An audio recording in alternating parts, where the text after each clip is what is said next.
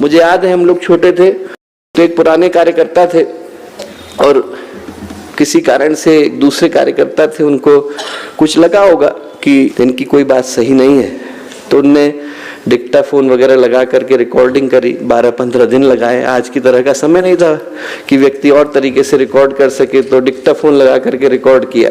12-15 दिन लगाने के बाद गुरुदेव के पास गए, ले जा करके गुरुदेव के सामने रिकॉर्डिंग रखी। बोले गुरुदेव ऐसा ऐसा वो कह रहे थे।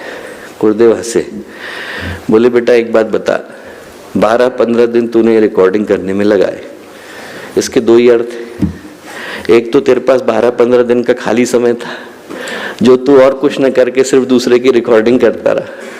दूसरा ये सोच करके देख कि 12-15 दिन तूने यदि नकारात्मक भाव के साथ गुजारे और इतने ही समय को साधना उपासना में आत्म कल्याण में लगाता तो कितना फल मिलता। तीसरा गुरुदेव बोले और इतनी प्यारी बात बोले, मैं कभी भूलता नहीं। बोले बेटा शांति कुंज में क्या घट रहा है, गायत्री परिवार में क्या घट रहा है, ये जानने के लिए मुझे तेरे टेप रिकॉर्डर की आवश्यकता नहीं।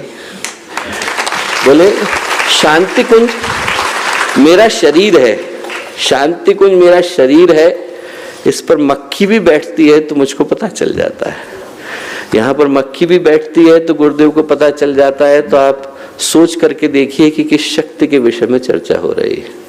इस संसार में बहुत लोग बड़े हैं दोस्तों, ये धरती बड़ी 13,000 किलोमीटर कहते हैं इसका व्यास है। आप यदि एक स्थान से चलें और दूसरे स्थान तक जाना चाहें तो पहुंचने में हो सकता है कि पूरा जीवन चला जाए, तब भी पूरी धरती की परिक्रमा संभव न हो सके। तो ये धरती बड़ी, पर इससे बड़ा तो सूरज है। आप जरा सोच के देखिए, मुझे पता नहीं कि आप लोगों को पता है कि नहीं, पर एक सूरज के अंदर कितनी धरतियां समा सकते हैं। एक सूरज के अंदर 10 लाख पृथ्वियां समा सकते हैं।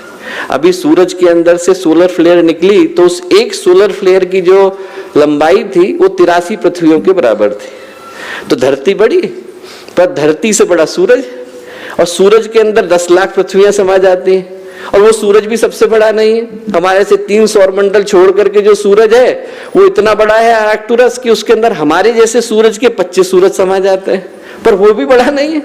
उससे बड़ा एक और तारा है, उसका नाम है कैनिस मेजोरिस, उसके अंदर हमारे जैसे सूरज के 1.3 खरब सूरज समा जाते हैं, इतना बड़ा है, पर वो भी सबसे बड़ा नहीं। उससे बड़ा टोन 216 नाम का एक सितारा है, उसके अंदर 140 खरब सूरज समा जाते हैं।